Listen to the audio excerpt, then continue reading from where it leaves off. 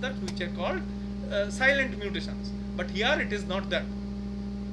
Here what has happened is there are some conditions that these are not silent. So what it will do, this is the tool which is again freely available by Harvard University, and the tool name is Polyphen 2. Okay, so what exactly they do is they find out in a established database of human cancer genomes. This is the database WHESSDB. On the basis of the analysis and predictions made in this database, they try to predict each and every cancer that is possible. Okay, so this is the case of previously it started with a BRCA gene only. Now they can house and they can predict any kind of cancer. Okay, a mutation in a gene, it will lead to cancer or not, they can predict it using machine learning tools and techniques. So we will do a simulation what has happened to that lady. Okay, so what we'll do is we'll copy the whole thing because we are running much of time. So there are some more these things. So this is the please also you do whether I have shared with you, just 1 second, I will share the toolbox with you in your chat box. Oh yes, I have already shared it. So what happens is this is the toolbox. In the window you have to copy exact whatever thing from the greater than sign till the K, everything. Okay, we pasted it. Then the mutation in her case was the 6th amino acid. So here you see 6th amino acid 1, 2, 3, 4, 5, 6. 6th amino acid is methionine, isn't it? Let us once again see 1, 2, 3, 4. Just 1 second. 1, 2, 3, 4, 5. No. 6. Yes, right. Methionine. So her methionine was converted into an alanine. Okay. So what we did, AA1 is the wild type version and AA2 is the mutated version. After a genetic mutation only, it has resulted into mutation in the protein level. Okay, now you want to see what will happen if the 6th amino acid of Angelina from methionine has converted into an alanine. Okay, so what is the result?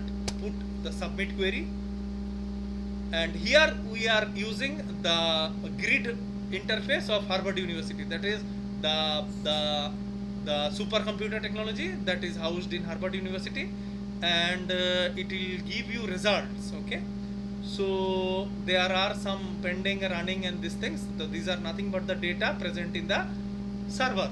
Okay, so you have to refresh it. Okay, so now we will see the result. Okay, in the result pane, do not go to the error pane, you go to the result pane. So because I use this tool for different other studies, so there are some previous results. So if you do not have these results, it's good. Now you go to the result section, view. So if you click on the view section, it will open a different window.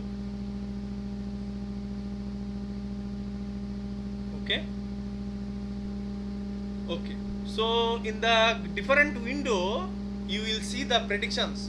So what we did is we substituted methionine with adenosine.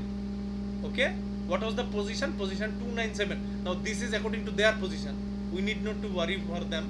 So what has happened, this is our possible result. The mutation will be possibly damaging. Now the patient will take the decision, or the doctor will take the decision. So after this is shown that it is possibly damaging, that it can lead to fatality, and what is the probability score is 0.54, that is more than 50%, just above 50% the probability that it will kill the person. Okay, because there are some other factors and this and that, you cannot be sure. So Angelina Jolie took the decision and underwent a ectomy, and she completely removed her tissue, and now she houses a prosthesis. So many of you may have known.